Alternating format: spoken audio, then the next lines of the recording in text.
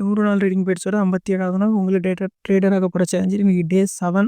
So இன்றைக்கி நம்ம discipline plus நம்மளோட எமோஷனல் ரெண்டுத்தையும் பற்றி பார்ப்போங்க. ஸோ டிசிப்ளின் நம்ம வந்து என்ன அது உள்ளே வரும் அப்படி பார்த்தீங்கன்னா, நீங்கள் வந்து இப்போ ஒரு ட்ரேடு தான் எடுக்க போகிறோம், 2 ட்ரேடு தான் எடுக்க போகிறோம் அப்படின்னா, ஸோ இது உள்ளே மட்டும் தான் உங்களோட டிசிப்ளின் இருக்கணும். உங்களோட பெயிண்டன்ஸ், அதாவது உங்களோட ஸ்ட்ராட்டஜி வந்து எப்போ ஒர்க் ஆக ஆரம்பிக்குதோ, ஸோ அப்போ மட்டும்தான் உங்களோட ஸ்ட்ராட்டஜி யூஸ் பண்ணி நீங்கள் வந்து ஒரு ட்ரேடோ 2 ட்ரேடோ எடுக்கணும். இப்போ நான் என்னோடய ஸ்ட்ராட்டஜி யூஸ் பண்ணி ஒரு நாளைக்கு 10 ட்ரேடு வருதுன்னா 10 ட்ரேடு நீங்கள் எடுக்கக்கூடாது.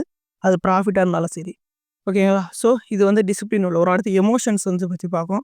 ஸோ எமோஷன்ஸ் வச்சு பார்க்குறோம் பார்த்தீங்க அப்படின்னா, மார்க்கெட் வந்து இப்போ மேலே போகுது, இப்போ வந்து அடுத்து கீழே தான் வரும் அப்படின்னு சொல்லி டக்குன்னு போய் ட்ரேட் எடுக்கிறது. நான் வந்து வாங்கும்போது இப்போ கீழே போயிடுது, இப்போ நான் வந்து வாங்கும்போது மேலே போயிடுது அப்படின்னு. ஸோ உங்களோட எமோஷன்ஸை நீங்கள் மொத்தமாக எவ்வளோ சீக்கிரம் உங்களால் கண்ட்ரோல் பண்ண முடியுமோ அவ்வளோ இது நீங்கள் கண்ட்ரோல் பண்ணால் மட்டும்தான் உங்களால் மார்க்கெட்டில் வந்து நிலச்சி நிற்க முடியும், ஓகேங்களா? ஸோ நீங்கள் வந்து இப்போ மார்க்கெட் மேலே கோவப்படுறதோ இல்லை ரொம்ப கஷ்டமாக ஃபீல் பண்ணுறதோ யாருமே கேட்கல, ஓகேங்களா? நம்மளுக்கு தேவை ஒரு பண்டில் ஆஃப் ப்ராஃபிட் எடுத்தோன்னே டேசெண்டாக நம்ம வெளியே வந்துடணும், ஓகேங்களா? ஸோ இதுதான் வந்து டிசிப்ளின் ப்ளஸ் எமோஷன்ஸை பற்றி நம்ம ட்ரேடிங்லேருந்து கற்றுக்கிறது.